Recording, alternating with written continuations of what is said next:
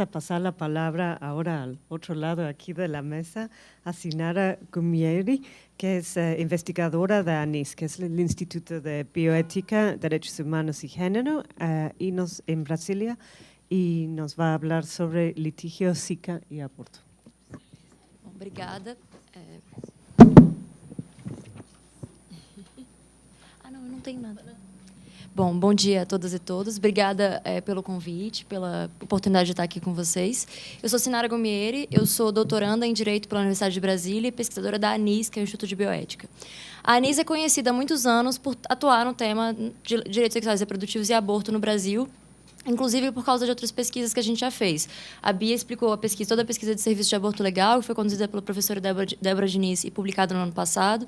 E a gente também publicou, em 2010, a Pesquisa Nacional do Aborto, que mostrou que 1 em cada 5 mulheres brasileiras, ao final da vida reprodutiva, aos 40 anos, já fez pelo menos um aborto.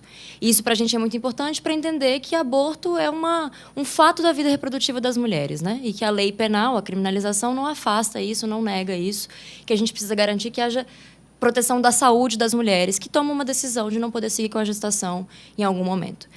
Então, isso é parte da história da ANIS e também por causa da DPF 54, em que se discutiu a possibilidade da interrupção da gestação em função da anencefalia. E aí, as pessoas tendem a imaginar que a gente acabou entrando no tema do Zika, que é o tema que eu queria comentar um pouco hoje, por causa dessa história. E eu queria dizer que não é por isso. Não foi por uma atração quase que dizer isso aqui a gente pode discutir aborto, não foi assim. Desde o final do ano passado, a professora Débora Diniz estava participando de grupos internacionais que estavam discutindo o que era essa nova doença, o que era isso de Zika, inclusive pensando critérios éticos para fazer essa discussão, para fazer pesquisas, para fazer esse debate. E ela começou a perceber que tinha alguma coisa muito inquietante sobre o que era isso. E que a gente acabou aprendendo quase que na marra, pela urgência, a partir de fevereiro, porque em fevereiro desse ano, a Organização Mundial da Saúde declarou a epidemia do Zika, mas mais especificamente os efeitos da transmissão vertical do Zika, ou seja, quando a mulher infectada tem a transmissão da infecção pelo vírus para o feto, os efeitos disso foram declarados uma emergência de saúde pública de importância internacional. Essa foi a 4ª emergência declarada no mundo. A anterior a essa foi o caso da crise do Ebola, que a gente deve lembrar por ser de uma importância gigantesca. Então, o que é isso? O que é essa crise de saúde pública do Zika? O Zika é uma doença, é uma infecção que, em adultos, em condições normais, é uma doença tida como leve. O apelido, inclusive, dela, antes de ser descoberto no Brasil, que o Zika circulava por aqui, era dengue fraca, porque tinha efeitos que pareciam fracos. Só que a gente começou a observar, desde o ano passado, alguma coisa muito perturbadora sobre essa transmissão vertical, sobre quando uma mulher infectada pelo vírus Zika e que estava grávida, em alguns casos, alguma coisa acontecia com esses fetos. E não se sabia explicar. Em poucos meses, houve um desenvolvimento científico gigantesco para entender isso. E aquilo que a gente associava uns meses atrás para dizer era microcefalia, e o Zika está associado à microcefalia, hoje em dia a gente tem outro nome. Então, o que a gente fala hoje em dia é de que a gente entende, está começando a descobrir, está começando a aprender sobre a síndrome congênita do Zika, que é essa síndrome, esse conjunto de sinais que podem acontecer em fetos de mulheres grávidas infectadas pelo Zika. Por isso que a gente não fala mais em microcefalia como sendo a principal questão, porque ela é um sinal e ela não está necessariamente presente em todos os casos. Então, só para vocês terem uma ideia, o Brasil tem hoje 9.000 casos notificados. Eles foram identificados num primeiro momento, logo depois do nascimento, para dizer é preciso entender se esse bebê teve algum tipo de sequela associada ao Zika. E a gente tem mais de 2.000 casos, quer dizer, quase 2.000 casos confirmados. Só que o critério da notificação, até aqui, era o que se chamava de microcefalia. É a medição da cabeça do bebê, né, logo do nascimento. E hoje a gente já sabe que a microcefalia não necessariamente está presente em todos os casos. Então, há bebês que foram descartados pela notificação e que estão retornando aos hospitais agora para dizer talvez haja alguma coisa que precisa ser estudada, porque outros sinais da síndrome têm a ver com impedimentos auditivos, visuais, dificuldade de engolir, para comer, e que afetam o desenvolvimento desses bebês. Tudo isso, essa informação médica inicial é para dizer que quem são as cientistas que estão descobrindo essa síndrome do Zika, que estão lidando com elas, além da comunidade científica tradicional? As mulheres. E essas mulheres são... O contexto da crise de saúde pública do Zika é uma crise de é uma crise que denuncia, faz essa denúncia mesmo, da desigualdade social no Brasil. A Ana Cristina já falou isso e é um ponto absolutamente central. Então, essas mulheres que são as cientistas da casa, que são aquelas que descobrem, quase que na mesma velocidade, ou antes que os cientistas de laboratório, o que os bebês precisam, quais são as necessidades de saúde, essas são mulheres nordestinas, elas são jovens, elas são pobres, elas são negras, e elas têm a vida e o projeto de vida completamente transformado num cenário em que elas passam a precisar de uma proteção social que não está disponível. E essa é uma grande discussão desse caso. Por isso que, se eu não entrar no tema do Zika para a gente, não é uma questão de falar sobre aborto, é uma questão de falar sobre saúde sexual e reprodutiva, direitos sexuais e reprodutivos, proteção social para pessoas com deficiência, desigualdade de gênero, é para falar de um contexto que afeta gravemente essas mulheres. E esse é o nosso apelo. Então, quando a gente começou a trabalhar com esse tema, a gente produziu um documentário dirigido pela professora Débora Diniz, que se chama Zika, que está disponível no YouTube, são 30 minutos, que são 5 histórias de mulheres de Campina Grande afetadas pela epidemia. Então, mulheres do que a gente chamou a primeira geração da epidemia, né? Mulheres lidando com situações muito delicadas, do tipo ter um bebê pequeno para cuidar e saber que elas não vão poder retornar ao mundo do trabalho, não tem previsão para isso acontecer, porque elas têm uma criança com demandas de cuidado permanentes, né? Diária, do dia inteiro. Ou mulheres lidando com uma perspectiva de que não haveria viabilidade daquele feto. Então, ela tem que entender o que vai acontecer com aquele momento em que ela queria muito ser mãe, mas ela não necessariamente vai poder vivenciar aquilo. Então, o filme conta um pouco dessas histórias. Só para dar uma ideia do que é essa realidade dessas mulheres, uma das médicas de Campina Grande, que é a doutora Adriana Mello, que foi uma das responsáveis pela descoberta de que havia uma ligação entre o vírus Zika e essa nova síndrome, ela foi uma das que começou a fazer esse vínculo, ela descrevia o corredor de espera do hospital em que ela trabalha, em que as mulheres iam para fazer um exame de pré-natal, como um corredor da morte. Porque ela disse, é assim que o pré-natal foi transformado numa experiência de absoluto desamparo para essas mulheres, que não sabem o que vai acontecer, o que pode acontecer. E não sabem mesmo, porque a ciência não sabe dizer se vai acontecer sempre, se não vai acontecer nunca, em quais casos acontece, o que esperar, o que fazer. Então, esse é o cenário que essas mulheres vivenciam hoje. E essas são mulheres invisíveis antes da epidemia, porque a gente não fala delas, e elas são invisíveis depois da epidemia. E é por isso que não se fala de Zika mais nesse país, porque o que importou foi o impeachment, o que importou foi a crise política, e o Zika foi afastado da conversa nacional, né? Então, por causa disso, nesse contexto todo, em que a gente começou a tentar visibilizar e trabalhar com outros movimentos feministas no país, para dizer isso aqui é uma crise de saúde pública e de muito mais que a gente precisa falar, a gente lançou o filme. A professora Débora Diniz acabou de publicar um livro que se chama Zika, do Sertão Nordestino, Ameaça Global, também contando essa história da descoberta do Zika no Brasil. Mas a gente também tentou mobilizar algum tipo de ação de promoção de políticas públicas de proteção de direitos. E é daí que vem a ação que foi proposta ao Supremo Tribunal Federal. Essa não é uma ação que a ANIS propôs, porque, pelos critérios nacionais, uma organização como a ANIS, uma associação como a ANIS, que é uma associação civil sem fins lucrativos, não pode propor uma ação como essa, né? Existem requisitos constitucionais para quem pode apresentar um caso para o Supremo Tribunal Federal, e nós não preenchemos esses requisitos. Como não preenchíamos no caso da DPF 54, que também, na época, foi proposta por uma Confederação Nacional de Trabalhadores em Saúde.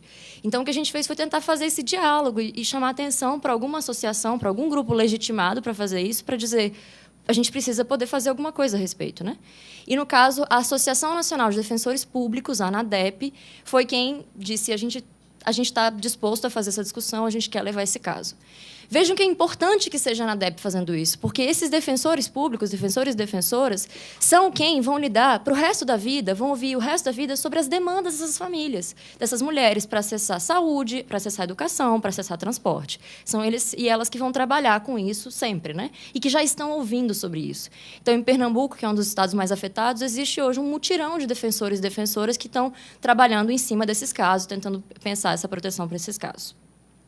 O que é o caso, então? O caso ele é tido como um super caso, no sentido de que ele tem muita coisa no meio dele, porque são muitos pedidos, digamos assim, só que ele tem muitos pedidos porque a crise é muito séria, é muito grave. A junção de violações de direitos aqui é impressionante. Então, ela parece grande demais porque a crise é grande demais, a despeito do silêncio sobre ela no país hoje.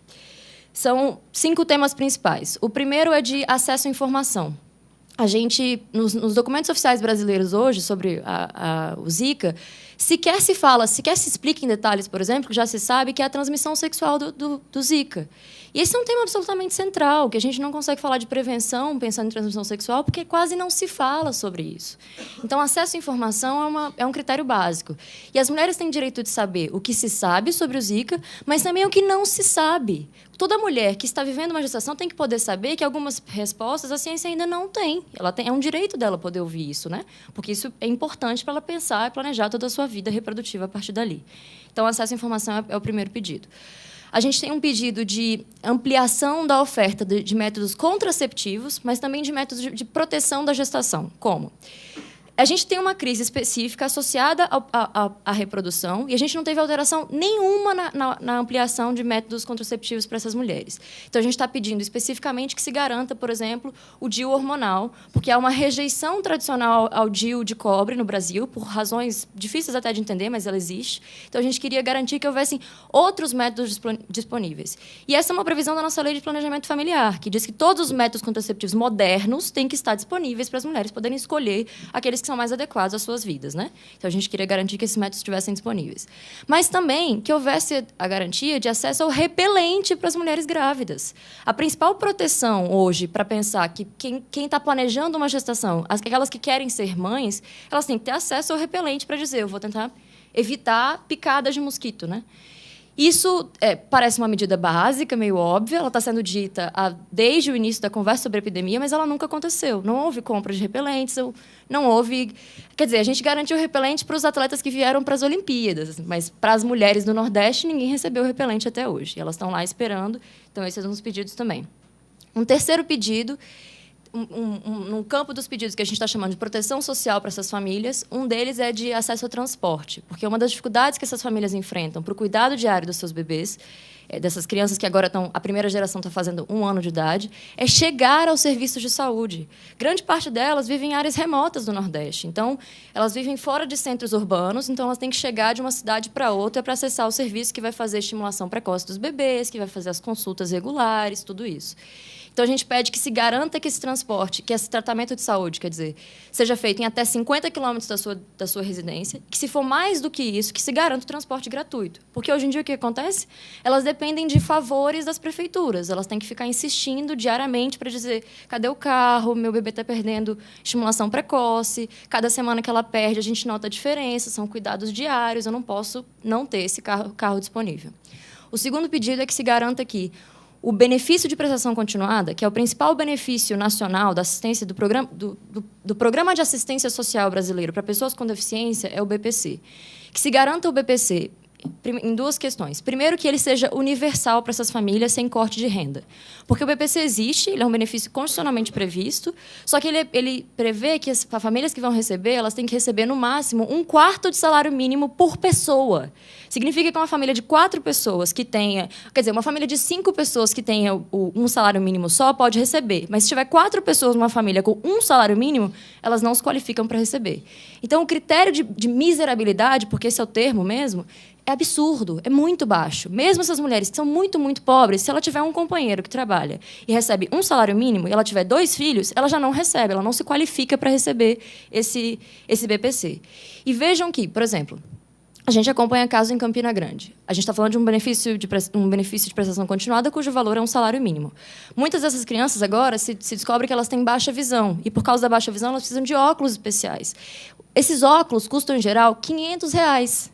R$500 custa o óculos que a criança tem que acessar para uma família que está pleiteando um benefício de R$800 ao mês. Então, a disparidade entre as demandas de saúde dessas crianças, dessas famílias, e o que elas estão pleiteando, e mesmo assim não conseguindo, é absurdo. Muitas dessas crianças precisam de remédios para convulsão. Elas têm convulsões diariamente, então elas precisam tomar remédio de controle de convulsão.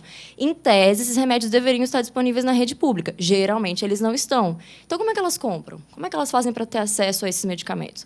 Então, essa é parte dos pedidos também. Só que, além disso, no BPC...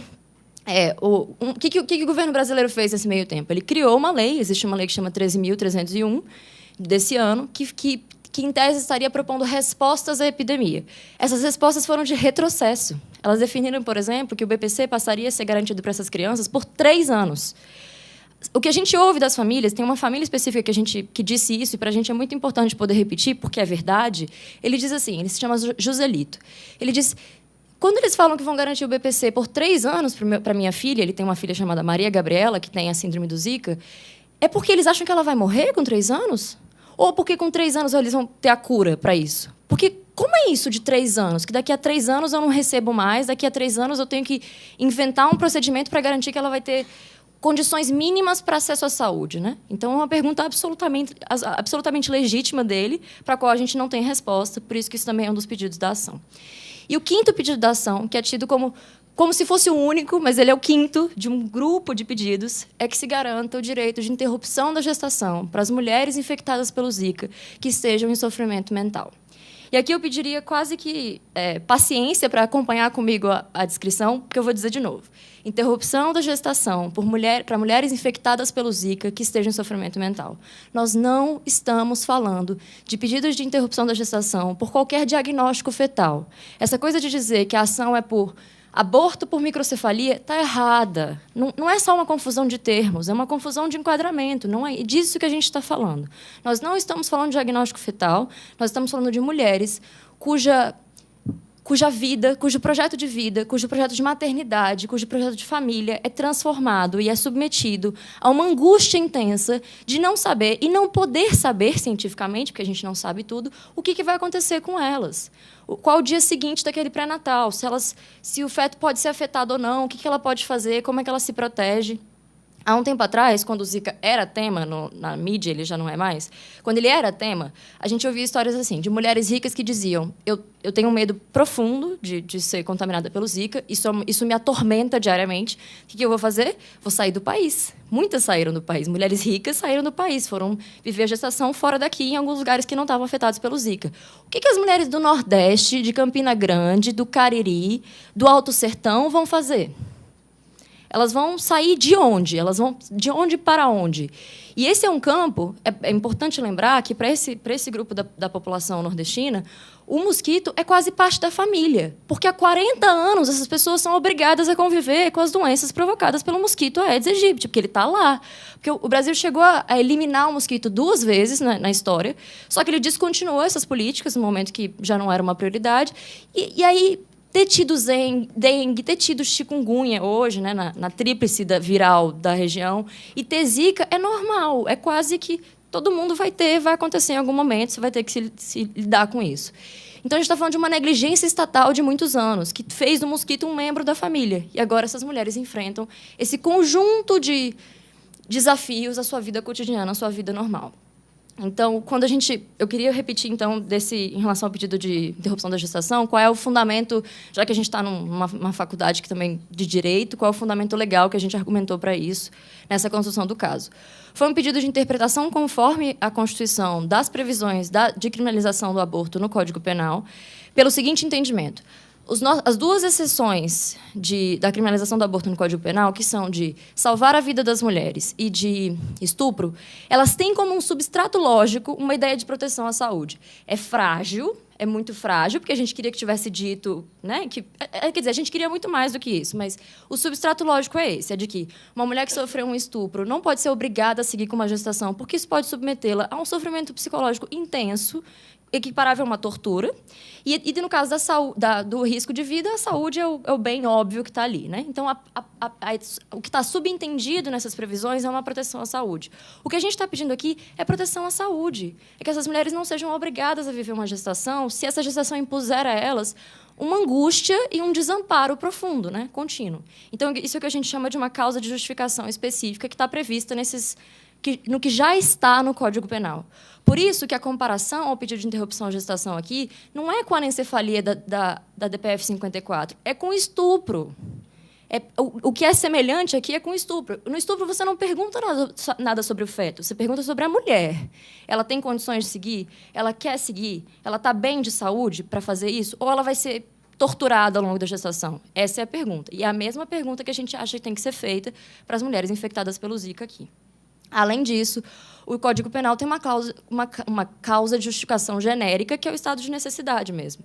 E estado de necessidade é patente aqui. É uma epidemia, primeiro, né, que ninguém controla, você não tem como dizer quando ela vem ou não, mas, além disso, tem uma negligência estatal que contribui e fortalece os efeitos dessa epidemia. Então, o estado de necessidade está verificado nesse caso. E é isso que a gente argumentou nessa construção para o STF. O que aconteceu com o caso até aqui? O caso é super recente. Ele foi proposto em 24 de agosto, salvo engano. Mas ele teve algumas coisas que são interessantes, porque a relatora, por enquanto, ainda é a ministra Carmen Lúcia, que atualmente também é presidenta do STF. E ela determinou para fazer a oitiva da PGR, da AGU, da Presidência da República, do Senado, com o rito do artigo 10 da lei da DI, para dizer que a gente precisa ouvir logo, porque ela queria votar, em tese, as cautelares que foram pedidas, né?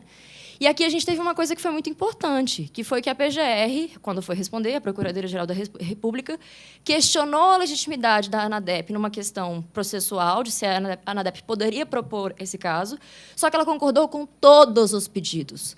Todos, inclusive de interrupção da gestação. E isso é a primeira vez na história que você tem um órgão como a PGR dizendo sim, a gente está falando de uma tortura para essas mulheres, isso não pode acontecer. E isso é importante, porque a gente, no mínimo, esse debate tem que acontecer, e era o que a gente queria provocar com essa ação também, né? Então, agora a gente está esperando, não tem... A gente sabe que está havendo muita mobilização conservadora em torno do caso, há uma pressão enorme sobre a ANADEP, que é a Associação Nacional de Defensores Públicos, para não falar sobre o caso, quase que para retirar o caso, se eles pudessem, né? Eles não podem, não vão, mas é um pouco dessa pressão que eles sofrem, porque é uma ideia de distorcer completamente o caso para dizer ele não serve para nada. Nós estamos falando de proteção social, de proteção à saúde, de acesso à informação para famílias nordestinas. Então, distorcer esse caso para dizer que é mais um caso de aborto é ignorar a crise de saúde pública, é ignorar os efeitos nefastos da desigualdade que afetam essas mulheres no Nordeste, e que é o que a gente está pedindo para que seja protegido com esse caso. Então, eu queria terminar com dois comentários. Uma das respostas que a gente ouviu, uma das reações que a gente ouviu, antes mesmo do caso no Brasil, ao começar a discutir de que isso aqui era mais uma prova dramática, trágica, de como a gente precisa discutir direitos sexuais e reprodutivos, de como a gente precisa discutir acesso à interrupção da gestação para as mulheres, quando a gente começou a dizer isso, o que muita gente disse? Qual foi a resposta? Isso é eugenia. Né? Esse foi o grito, um grito muito frequente em alguns espaços para responder esse caso. Essa é uma resposta tão perturbadora sobre o que é eugenia, em primeiro lugar. Eugenia, a gente está pensando em uma prática estatal, totalitária, de determinar quem nasce ou quem não nasce, quem merece viver ou quem não merece viver. Comparar isso com uma decisão individual de cada mulher e de mulheres potencialmente em intenso sofrimento mental é de uma perversidade, de uma deslealdade. É como se você dissesse que as pessoas responsáveis pela discriminação contra as pessoas com deficiência, que é real, como se as responsáveis fossem essas mulheres do interior do Nordeste, que são as cuidadoras. Quem é que cuida dessas crianças? São elas. São elas que produzem capacitismo no mundo? Será mesmo que são elas que, quando estão sofrendo, dizendo eu não consigo seguir com essa gestação, elas são as que produzem isso? Porque essa é uma distorção absurda. É uma culpabilização das mulheres, que é uma coisa impressionante. Só que isso aparece muito, né?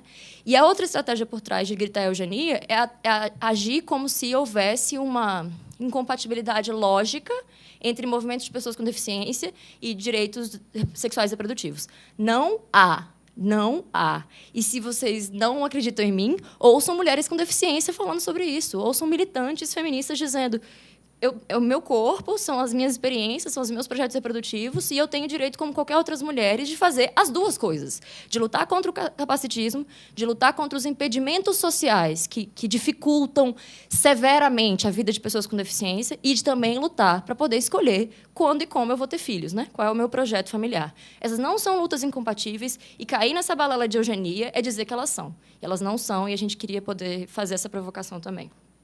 Mas a outra coisa que eu também queria lembrar, nesse cenário do pedido da interrupção da gestação, é do quanto é básico, assim. De novo, é acesso à informação. É acesso à informação. A gente não está ouvindo falar sobre isso. O Zika tem transmissão sexual. Existem outras formas de transmissão que estão sendo estudadas. Hoje em dia se pergunta será que se transmite por lágrima? Acabou de ser publicado hoje, especificamente hoje, saiu no New England Medical Journal, um artigo, um relato de caso dizendo de uma transmissão ocorrida nos Estados Unidos que não foi por via sexual e não foi por mosquito. Então, eles estão estudando, será que foi lágrima? Será que foi suor? Porque era um cuidador e um paciente. O paciente teve Zika, o cuidador também. Ele não foi picado por nenhum inseto e não teve relações sexuais com alguém que tinha a infecção. Como que isso aconteceu? Então, a gente está descobrindo todos os dias novas formas de transmissão. E como é que a gente fala sobre isso? A gente não fala, né? Onde é que a gente está vendo as escolas discutirem sobre o que é isso, como se proteger, como se cuidar? A gente não está vendo. A gente não só não está vendo, como a gente está fazendo a discussão oposta. Porque qual que é o tema de debate de escola hoje no país? Nada de gênero, né? É tirar gênero das escolas, que é o oposto do que a gente gostaria de fazer. Então, a fragilidade das nossas condições para responder isso, para sair dessa invisibilidade, é gigantesca, é gigantesca. Então, era isso que eu queria poder provocar do caso, explicar do que a gente está tentando fazer. E aí fica quase que o meu apelo final. Vejam o documentário. Leiam o livro da professora Débora Diniz, se vocês quiserem. Mas não gritem eugenia. Não façam esse grito brutal contra essas mulheres. E muitas delas, inclusive, que estão fora do nosso marco tradicional de imaginar a interrupção da gestação, que é de imaginar mulheres que não querem ser mães. A maioria delas quer ser mães. Elas querem ser mães. Elas são socialmente vistas como mães. Só que elas estão num sofrimento profundo, num abandono profundo. De companheiros que talvez não fiquem com elas, porque muitos não ficam. De um retorno ao mundo do trabalho que pode não ser possível, porque frequentemente ele não é. As mulheres que a gente acompanha em Campina Grande, os bebês estão fazendo 1 ano, estão completando 1 ano de vida agora. Elas não retornaram, não têm previsão para retornar para o trabalho, porque elas não podem, porque elas têm que cuidar das crianças o tempo todo. Então, é preciso pensar de quem que a gente fala. E a gente está falando de uma população tragicamente invisibilizada. E reforçar isso com esse argumento é desleal, para dizer o mínimo. Obrigada.